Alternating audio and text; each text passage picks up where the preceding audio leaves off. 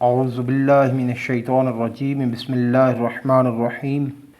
سامعین محترم، ناظرین گرامی قدر، آج ہم آپ کے سامنے حاضر ہو رہے ہیں ایک نئے موضوع کے ساتھ کہ جو اس وقت امت مسلمہ کا مشترکہ مسئلہ ہے روز قدس کے، کہ یہ مسئلہ جو ہے فقط کسی ایک فرد کا نہیں ہے بلکہ یہ مسئلہ جو ہے پوری امت مسلمہ کا مسئلہ ہے کہ روز قدس کیوں منایا جاتا ہے اور اس دن کو کیوں اہمیت دینی چاہیے۔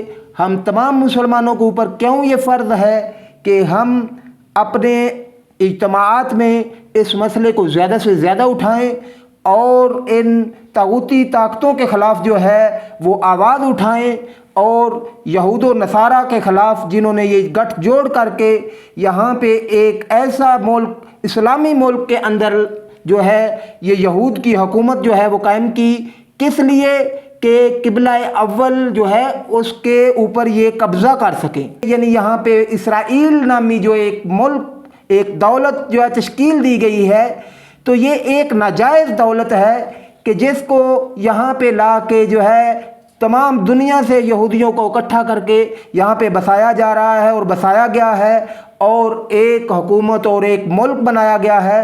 سب سے بڑا دشمن اگر اس وقت روئے زمین پہ ہے تو وہ اسرائیل ہے، اور اس کے باشندے ہیں یہ چاہتے ہیں کہ ہم امت مسلمہ کے اندر جو ہے وہ دراڑیں پیش کریں، اور ان کے ذریعے سے ان کو کبھی بھی آپس میں مسلمانوں کو جو ہے وحدت کے ساتھ نہ رہنے دے، کیونکہ جب مسلمان جو ہے وحدت اختیار کریں گے، جب آپس میں بھائی چارہ اختیار کریں گے، جب آپس میں بھائی چارے سے رہیں گے، تو اس وقت کوئی بھی دشمن اسلام جو ہے وہ اسلام کے اوپر حملہ نہیں کر سکتا۔ اور فلسطین جیسے ایک ملک کو اوپر انہوں نے اپنی حکومت اور ہر آئے دن جو ہے وہ جنگ مسلط کی ہوئی ہے، اور وہاں کے مسلمانوں کا جینا انہوں نے جو ہے وہ محال کیا ہوا ہے۔ فلسطینی جب نماز پڑھ رہے ہوتے ہیں تو کبھی ان کو جو ہے وہ پاؤں کی ٹھوکروں سے مارا جاتا ہے، کبھی ان کے اوپر گولیاں برسائی جاتی ہیں۔ ہماری عبادت گاہوں کو محفوظ، ہماری عبادت گاہیں یعنی ان کے لیے محفوظ جگہ نہیں ہے کہ وہ آتے ہیں اور اپنی اجارہ داری سے، کبھی اپنی فوج کے ذریعے سے، کبھی ٹینکوں کے ذریعے سے، کبھی گولیاں چلا کر ہمارے دلوں کو جو ہے وہ مجروح کرتے ہیں۔ تو کیوں نہ ہم مسلمان، پوری دنیا کے مسلمان جو ہیں وہ اس کے اوپر آواز اٹھائیں، اور آج اسی موضوع کے اوپر ہم نے اپنے قبلہ محترم میں جو ہے مہمان گرامی کو دعوت بھی اسی لیے دی کہ وہ آج جو ہے اس موضوع کے اوپر سیر حاصل جو ہے گفتگو کریں، اور ہم تمام مسلمانوں کو اس چیز کا پیغام دیں کہ ہم امت واحدہ ہیں، اور وحدت کے ساتھ ہی ہم ان یہودیوں کا مقابلہ کر سکتے ہیں۔ تو قبلہ محترم، آپ آج اس موضوع کے اوپر جو ہے وہ ہمارے دلوں کو منور کیجئے کہ آیات و روایات کے ذریعے سے کہ مسلمانوں کو آپس میں اتحاد و اتفاق سے رہنا چاہیے، اور اتحاد و اتفاق کے ذریعے سے جو بھی مسلمانوں کا دشمن ہے تو قرآن مجید کی نص کے ذریعے سے کہ یہ یہود جو ہیں وہ مسلمانوں کے کھلم دشمن ہیں، یعنی کھلا دشمن جو ہے وہ یہود ہیں، تو یہ کبھی بھی مسلمانوں کے جو ہے وہ دوست نہیں ہو سکتے۔ یہ دوستی کا جو ہے وہ فقط لبادہ اوڑھتے ہیں، اور اس کے اندر جو ہے ان کے ظاہر جو ہے جس طریقے سے ایک سانپ ظاہر قاتل رکھتا ہے، وہ بڑے نرم طریقے سے جو ہے وہ آگے آتا ہے، لیکن جب آدمی اس کو چھوتا ہے تو اس کو یہی لگتا ہے کہ یہ تو بڑی نرم چیز ہے، لیکن اس کو پتہ نہیں ہوتا کہ اس کے اندر جو ظاہر ہے وہ مجھے ہی ہلاک کر دے گا۔ تو ہم اپنے مہمان گرامی حجت الاسلام والمسلمین ڈاکٹر علی محمد رضوانی سے آپ سے تقاضا کرتے ہیں کہ آج وہ روز قدس کے حوالے سے کون سے اسباب اور علل ہو سکتی ہیں کہ جن کے ذریعے سے مسلمان جو ہیں وہ آپس میں اتحاد و اتفاق کے ساتھ اور بھائی چارے کے ساتھ ان یہودیوں کا جو ہے وہ مقابلہ کر سکیں۔ بسم اللہ الرحمن الرحیم۔ رب ادخلنی مدخل صدق واخرجنی مخرج صدق واجعل لی من لدنک سلطانا نصیرا۔ اللہم صلی علی محمد وآل محمد۔ قال رسول اللہ صلی اللہ علیہ وآلہ وسلم من اصبح لا یحتم بامور المسلمین فلیس بمسلم۔ ماشاءاللہ، سبحان اللہ۔ سب سے پہلے میں پروردگار کا شکر گزار ہوں جو آج پھر دوبارہ خدا نے ہمیں فرصت دی، پھر ہمیں خدا نے ایک موقع دیا کہ مومنین اور سامعین کے خدمت میں حاضر ہوں۔ ماشاءاللہ۔ اور اسی طرح آپ اور آپ کے جو دوستان ہیں، ہمکاران ہیں، خداوند متعال ان کی توفیقات خیر میں اضافہ فرمائے۔ الہی۔ تو سب سے پہلے میں ان مومنین کا بھی شکریہ ادا کرتا ہوں جو اس برنامے کو آگے نشر کرتے ہیں، ترغیب کرتے ہیں، تشویق کرتے ہیں، ساتھ جو حوصلہ افزائی بھی کرتے ہیں، تو خداوند متعال ان کی توفیقات خیر میں اضافہ فرمائے۔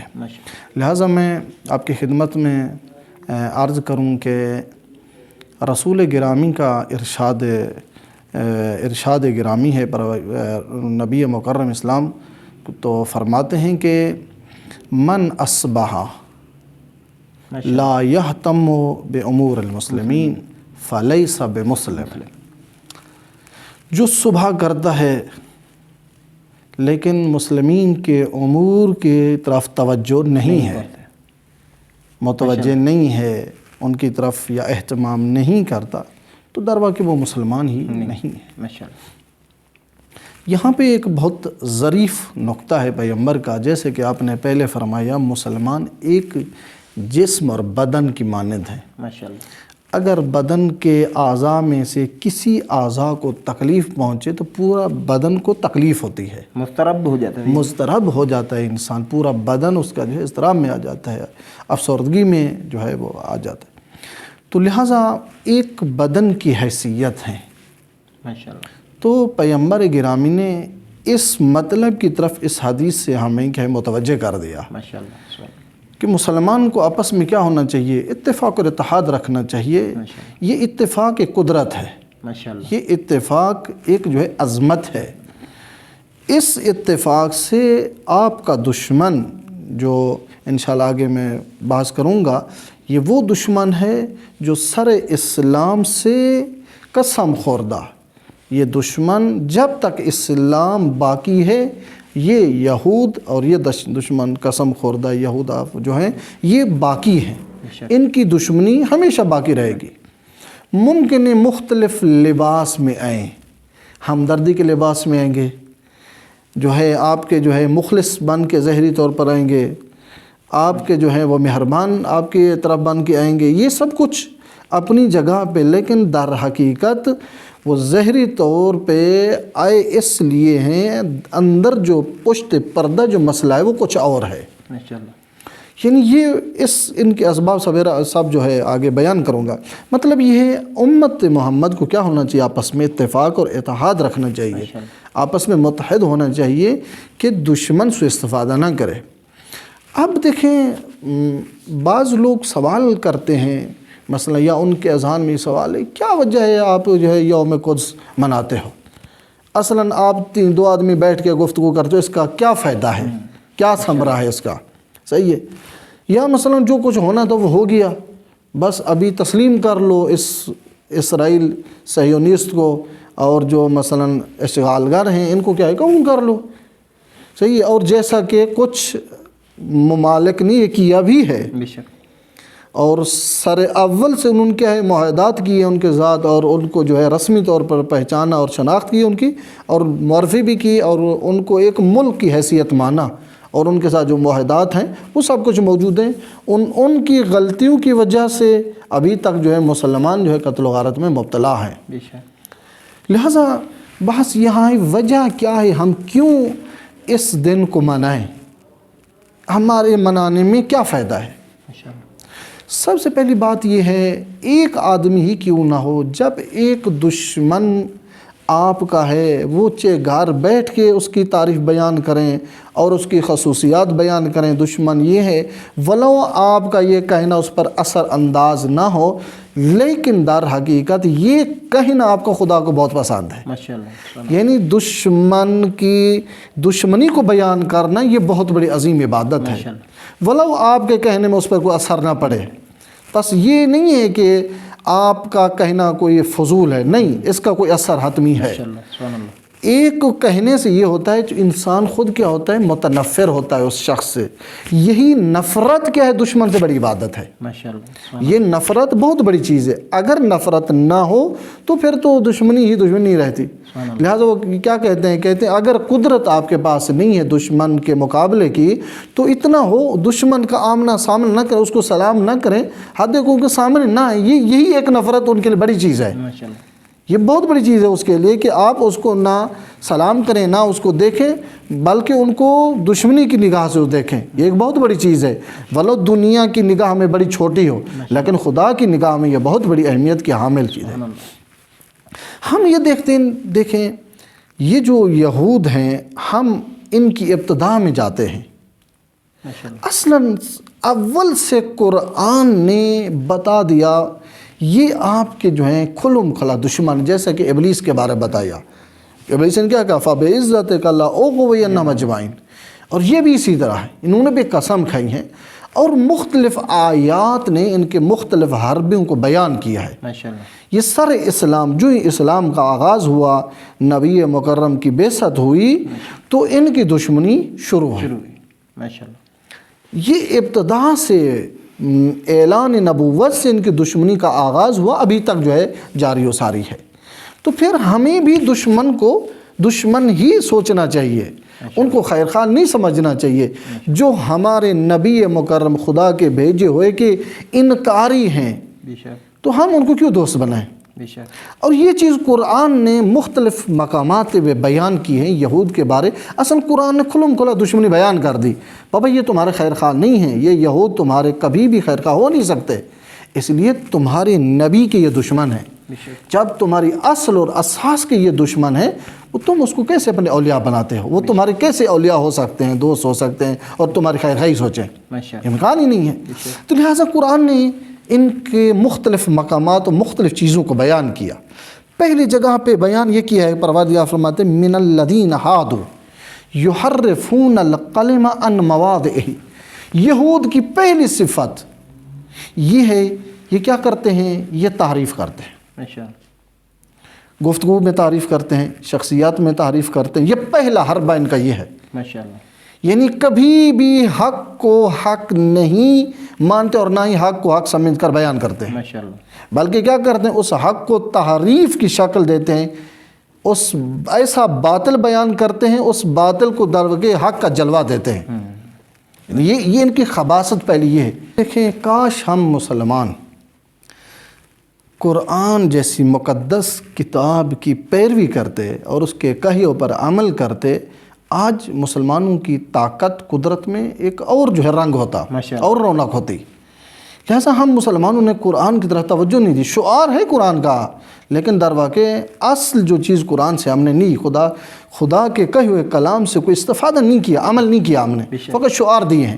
کاش ہم اس پر عمل کرتے. اب دیکھیں قرآن نے دشمن کی صفات بیان کر دی. اگر ہم ان کو مد نظر رکھیں تو یہ ہمارا دشمن ہے، تو ہم اس کی طرف جھکاؤ کبھی بھی نہیں کریں گے. اور کبھی بھی دشمن کی طرف ہم کیا ہے، ہمارا لگاؤ محبت نہیں ہوگی بلکہ نفرت ہوگی. کیا خدا نے فرمایا من الذین ہادوا یحرفون الکلم عن مواضعہ ویقولون سمعنا وعصینا. سبحان اللہ. یہودی میں کچھ لوگ افراد ایسے ہیں جو کیا ہیں، کلمات الہی کو ہٹا کے ان کی جگہ کیا ہے وہ اپنی چیزیں لاتے ہیں، تحریف کرتے ہیں، کلمات میں تعریف کرتے ہیں، شخصیات میں تعریف ہوتی ہے ان کی.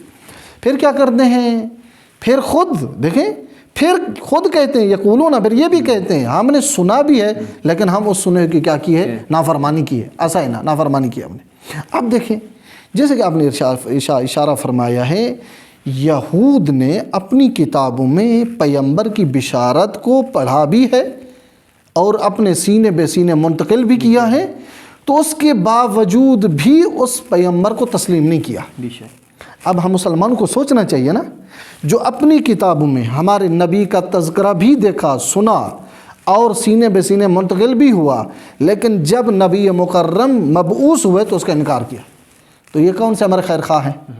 اگر قرآن پہ دقت کی تو قرآن سب بیماریوں کا علاج ہے، یقین جانیں. تو لہٰذا امیر المومنین نے کیا فرمایا، کہا یہ کیا ہے، ان فیہ شفاء، اس میں کیا ہے، شفا ہے۔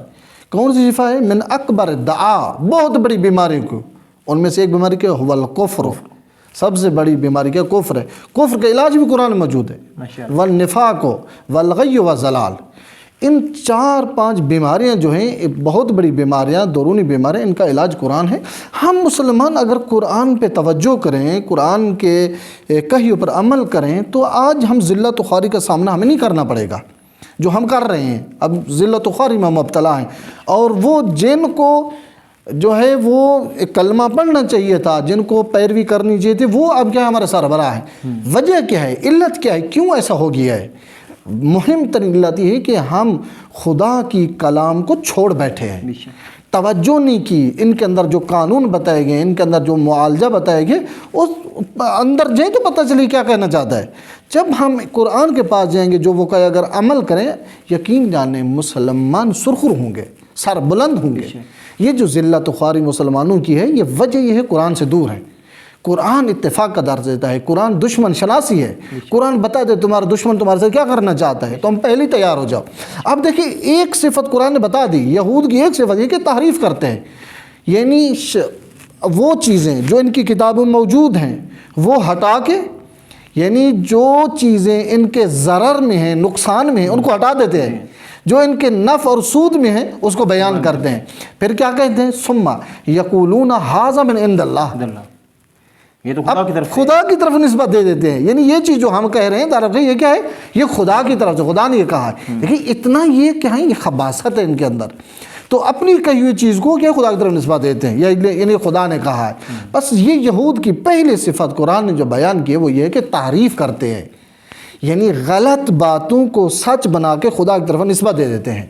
یعنی آپ دیکھیں اب یہودی میں کیا ہے، آپ کتنی تعریف کرتے ہیں، شخصیات کی تعریف ہو رہی ہے، پیغمبر کی کتنی تعریف کی، اور کیا نہیں کر رہے، ابھی تک بھی ہو رہا ہے یہ سلسلہ۔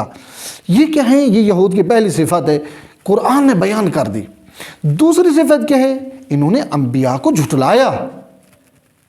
دیکھیں انہوں نے کیا ہے، انبیاء کو سوائے اپنے نبی کے، وہ بھی کیسے، وہ بھی حضرت موسیٰ کی بعض چیزوں کو اپنی جو نفع اور سود میں ہیں قبول کیا، بعض جو ان کے ضرر و خواہشات کے خلاف ہیں ان کو کیا ہے، جھٹلایا ہے۔ اور قرآن نے بتا دیا کہ پیغمبروں کو جھٹلایا ہے، اور وہ چیز جو ان کے نفع میں ہوتی یہ تائید کرتے، جو ان کے ضرر میں ہوتی، ان کے خواہشات کے خلاف نبی بیان کرتا، اس کو جھٹلاتے۔ یعنی ان کی اصلاً کیا، ان کی جو ایڈولوجی ہے نا کامل، وہ ان کی جو اصلاً خلقت ہے نا، وہ خدا بتا رہا ہے، دیکھو ان کی یہ چیز ہے، تم پھر بھی ان کو اپنے دوست بناتے ہو۔ اب دیکھو دوسری صفت کیا ہے، یہ یہود جو ہے پیغمبروں کو جھٹلائے ان لوگوں نے۔ قرآن نے واضح بھیجا، کیا کہا، افکلما جاءکم، جب بھی ہم نے ان کو نبی بھیجا ان یہودیوں کی طرف، تو یہ کیا کرتے تھے، رسل بما لا تہوا انفسکم مستکبرتم، جب بھی ہم ان کی طرف کوئی نبی بھیجتے وہ ایسی بات کرے جو ان کی خواہشات کے خلاف ہوتی، تو یہ کیا کرتے، ان کے سامنے اکڑ جاتے، تکبر کرتے، ان کے سامنے کیا ہے، مقابلہ کرتے تھے۔ پھر کیا، مقابلے کے علاوہ کیا کرتے تھے، آگے کم یہ کرتے، فَفَرِيقًا كَذَّبْتُمْ، بعض انبیاء کو جھٹلا دیتے، کیا کہتے، ھذا ساحر مبین، یہ کیا ہے، یہ جادوگر ہے۔ نعوذ باللہ، سب نشانی ہدایت کی دیکھ کر، معجزات انبیاء دیکھ کر، پھر بھی جو چیز ان کی خواہشات کے خلاف ہوتی تھی کہتے کیا ہے، یہ ساحر ہے، یہ جادوگر ہے۔ فَفَرِيقًا كَذَّبْتُمْ، بعض انبیاء کو جھٹلا دیتے، وَفَرِيقًا تَقْتُلُونَ، کیا کرتے تھے، بعض کو کیا ہے، یہ قتل کر دیتے تھے۔ آپ دیکھیں روایات میں مراجعہ کریں، غالباً امام حسین سے روایت ہے، فرمایا کہ 70,000 انبیاء کو ما بین طلوعین، یعنی صبح کے نماز کے بعد اور طلوع سورج طلوع سے پہلے، یہ درمیان کا جو فاصلہ ہے، اب یہ کتنا فاصلہ ہوگا، آدھا گھنٹہ 35 منٹ، اس آدھا گھنٹہ 35 منٹ کے درمیان 70,000 نبیوں کو انبیاء بنی اسرائیل نے قتل کر دیا۔ یہ یعنی یہ بنی اسرائیل قوم، یہ جو اب دیکھیں ان کی صفات، یہود کی صفات قرآن نے بیان کر دی۔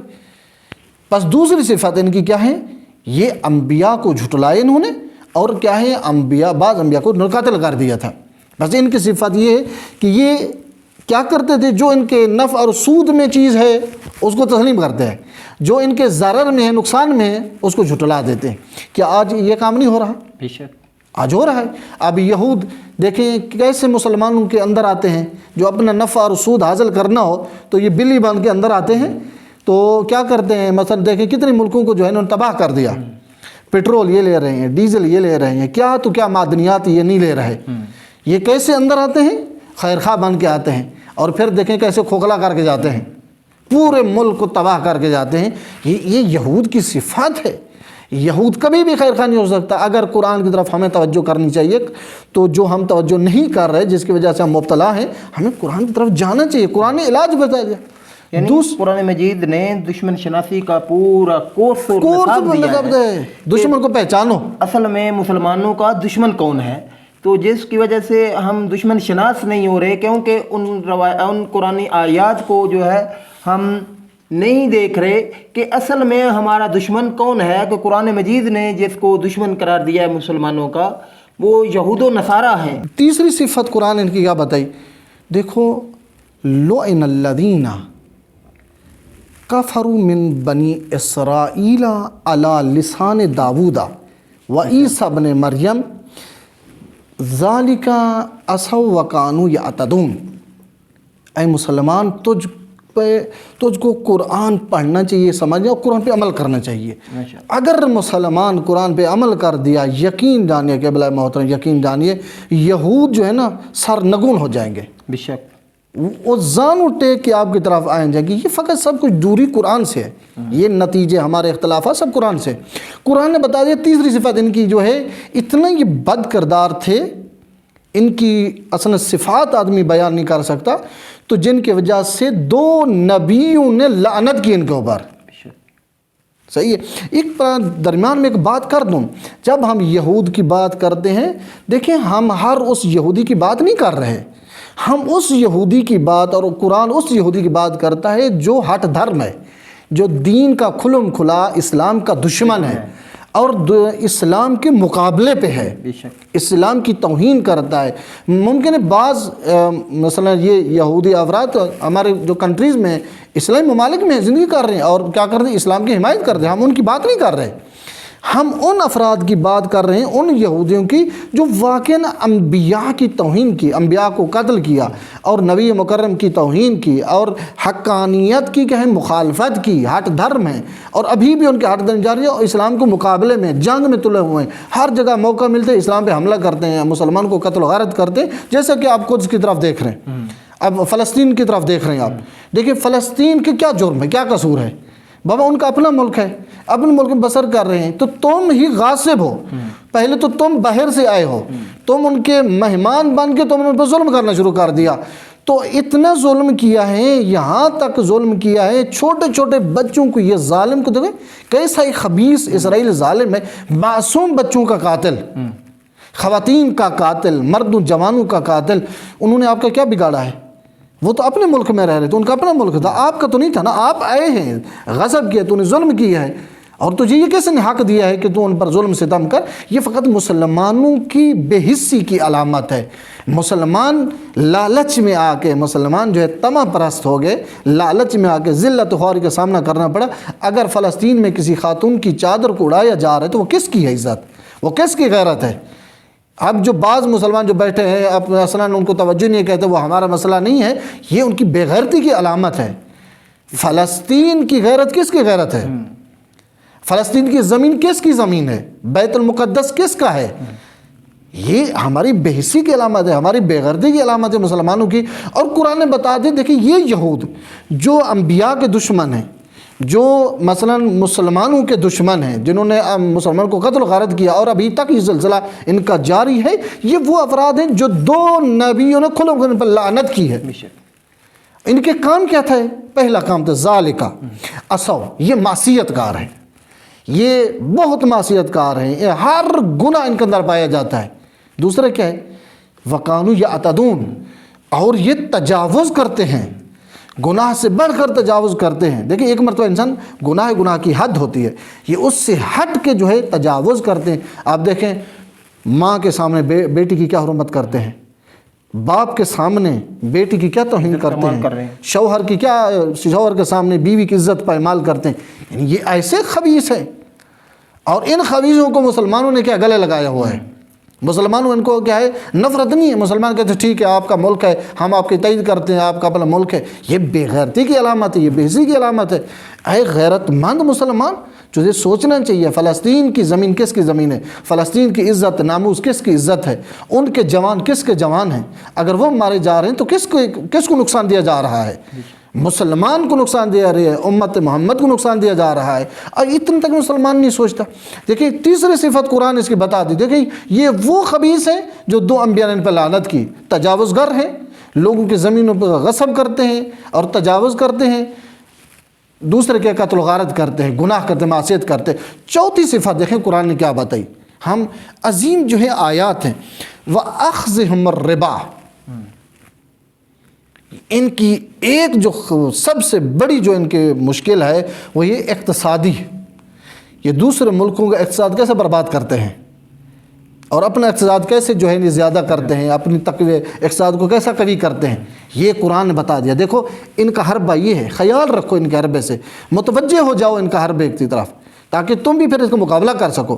وَأَخْذِهُمُ الرِّبَا، ربا کیا ہے، آسان اور سکون سے لیتے ہیں، پرواہ نہیں ہے، یعنی پہلے یہ جو ہے سود خور، یہ حرام خور، اپنا پیسہ جو ہے وہ دوسرے ملکوں کو، مسلمان ملکوں کو، آج اپنا ہماری مثال جو خود اپنا ملک جو ہمارا پاکستان ملک جو ہے اس میں مبتلا ہے۔ کیا کر دیا آج IMF کے قرضے جو ہیں وہ کس طریقے سے ہمارے اوپر، جو ہمارا آزاد ملک کہ جس کے اوپر کوئی قرضہ نہیں تھا لیکن اس کو قرضے دے کر، اس کو جو ہے وہ کس طریقے سے ورگلا کر، ہمارے بادشاہ جو ہیں ان کو یہ گھٹی میں ان کی جو ہے پیسے دے کر، ان کو تو پتہ نہیں ہے کہ یہ کس نے اتارنے ہیں، یعنی پوری قوم اس وقت جو ہے وہ مقروض ہے، پاکستانی قوم جو ہے۔ جی دیکھیں قرآن نے معالجہ بتا دیا، دیکھو یہ دشمن ایک تو اقتصادی طور پر تمہارے پہ حملہ کرتا ہے، وہ کیسے، وَأَخْذِهُمُ الرِّبَا وَقَدْ نُهُوا عَنْهُ، حالانکہ ان کو روکا بھی کیا ہے ان یہود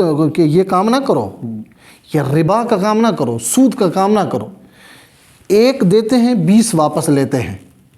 اور اکثر ممالک جیسے آپ نے اشارہ کیا ہے، اکثر ممالک کو انہوں نے جو مغلوب کیا ہے، تباہ و برباد کیا ہے، یہ اسی بنا پہ ان کو قرضے کے طور پر خیر خواہ بن کے پیسہ دیا، قرضہ دیا، اب ایک کی بجائے کیا ہے 40 جو ہے واپس جو ہے لینے کو تیار ہو گئے۔ اب اتنا اس کے پاس ہے نہیں کہ وہ واپس کرے، لہٰذا آپ دیکھیں فرد جو ہے مقروض حساب کیا جائے۔ تو یہ ایک اقتصاد اپنا کیسے قوی کرتے ہیں، دوسرے ملکوں میں اپنے جو ہے مارکیٹیں کیسے بناتے ہیں، جا کے دوسرے ملکوں میں تجارت اپنی کیسے جو ہے وہ بنا رکھتے ہیں، کیسے تجارت کرتے ہیں۔ دیکھو ان کے حالات، ان کے معاملات دیکھو آپ، کیسے ملکوں کو تباہ برباد کر دیا، بہت پیش رفت ممالک کو، ترقی یافتہ ممالک کو انہوں نے کیسے اقتصاد میں تباہ رکھ دیا۔ تو یہ کیا قرآن نے بتا دیا، دیکھو ان کا کام، یہ ربا لیتے ہیں، حالانکہ ان کو روکا گیا اس لیے کہ ربا ان کے آئین، ان کے دین میں بھی حرام ہے، کہ حضرت موسیٰ کی کتاب تورات مقدس میں حرام کرا دیا ربا کو، خدا نے کہا ہم نے ان کو وہاں بھی روکا، پھر بھی کہ یہ ایسے کام کرتے ہیں اور کر رہے ہیں، اور یہ کام اپنے مفاد میں، اور جو نبی ان کو روکا ان کو یا قتل کر دیا یا ان کو جھٹلا دیا۔ آگے دیکھیں وَأَكْلِهِمْ أَمْوَالَ النَّاسِ بِالْبَاطِلِ،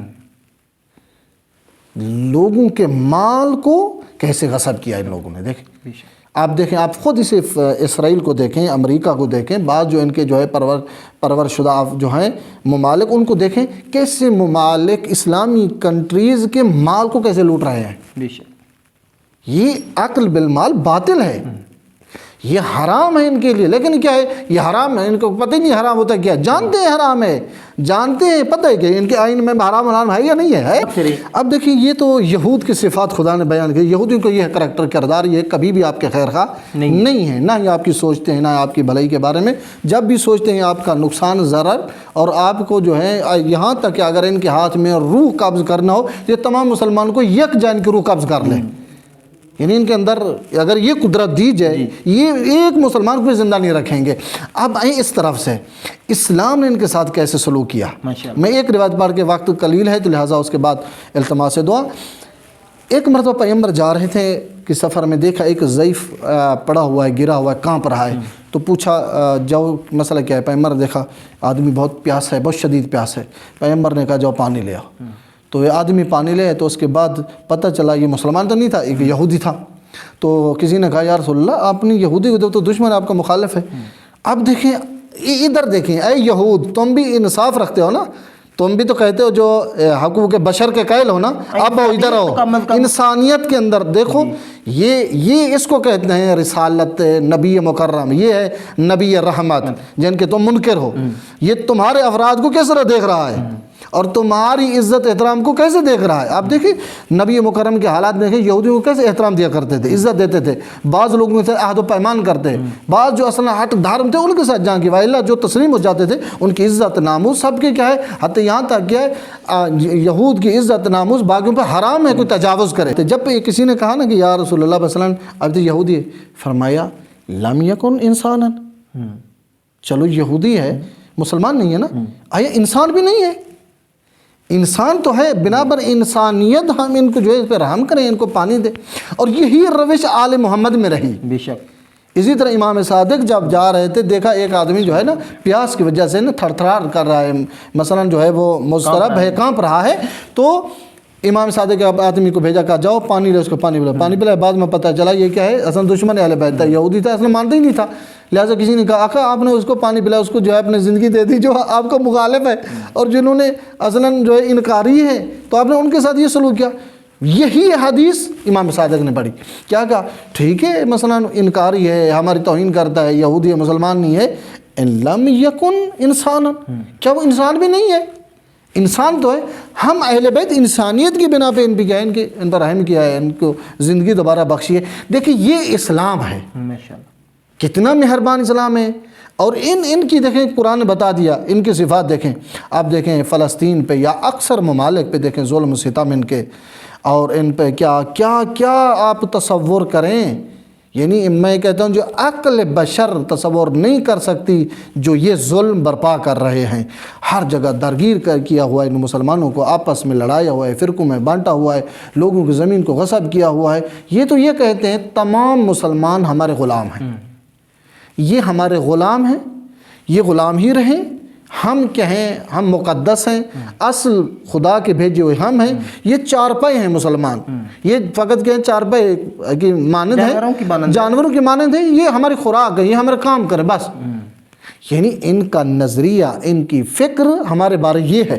تو اے مسلمان، آج کا مسلمان پھر بھی جو ہے یا ان کی گود میں جا کے بیٹھے پرورش کرے یا ان کو اپنے بٹھائے اپنی گود میں یا ان کی باتیں مانے، تو یہ کتنا کم ظرف انسان ہے، کتنے کم ظرف مسلمان ہے جو اپنے دشمن کو پہچانے نہیں۔ لہٰذا ازل سے خیانت آ رہی ہے۔ نبی مکرم کے دور میں بھی منافقین تھے جو ان یہودیوں کے ساتھ تھے، اور آج بھی منافقین موجود ہیں، اسلام کے لباس میں موجود ہیں، اسلام کے لبادے میں موجود ہیں، لہٰذا منافق ہیں، ادھر سے مسلمانوں کے گیت گاتے ہیں، در حقیقت وہ کیا ہیں، یہودیوں کے ایجنٹ ہیں، یہ اسرائیل کے ایجنٹ ہیں، امریکہ کے ایجنٹ۔ آپ دیکھیں اکثر ممالک میں جو یہ فتنے برپا ہوئے ہیں، ان ایجنٹوں کے ذریعے ہوئے ہیں، ان منافقین کے ذریعے سے یہ سب فتنہ اور فساد ہوا، اور مومنین، واقعی مومنین اور واقعی مسلمین کو مشکلات کا سامنا کرنا پڑا۔ ماشاءاللہ۔ تو مکتب اہل بیت محمد و آل محمد کے ماننے والے جو ہیں، وہ جس طریقے سے ہمیں درس ملتا ہے اس مکتب اہل محمد سے، ان کی سیرت سے، کہ ہم کہیں پہ بھی مسلمانوں کے اوپر ظلم ہوتا ہے تو اس کے حق میں آواز ضرور اٹھائیں گے اور اٹھاتے رہیں گے، اور جب تک ہمارے دم میں دم ہے ہم یہ کام کرتے رہیں گے۔ اور مسلمان ممالک کے اندر جہاں کہیں بھی یہود و نصارہ جو ہے، وہ فلسطین ہو، وہ کشمیر ہو، کشمیر کے مسلمانوں کو جو ہے ان کی تذلیل کی جائے، ان کی ناموس اور ان کی عزت جو ہے لوٹی جائیں، اور وہاں پہ ان کو تذلیل کیا جائے، تو ہم کبھی بھی برداشت نہیں کرتے۔